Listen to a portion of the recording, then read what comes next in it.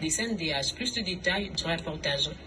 Réhabilité par une ordonnance du Conseil d'État, Paul Sapou vient une fois de plus d'être destitué de son poste de président de la Commission nationale des droits de l'homme, CNDH en sigle.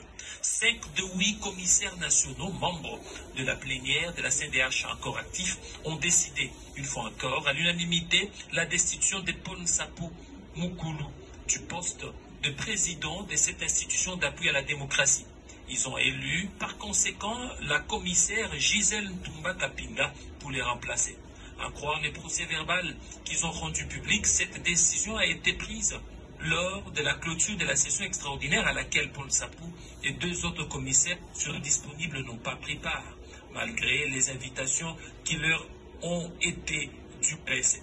La majorité des commissaires des nationaux à l'initiative de cette institution déplore un dysfonctionnement au sein de la CNDH où la gestion est par principe collégiale.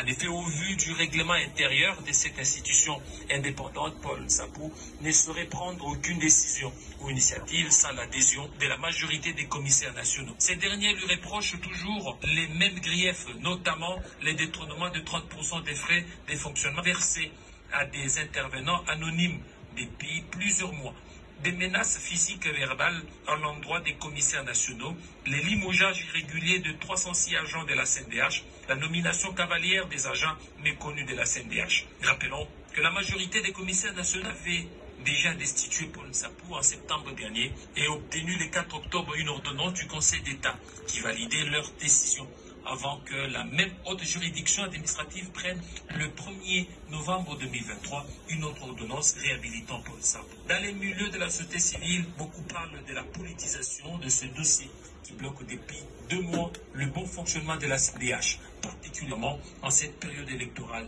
où l'institution a beaucoup à faire.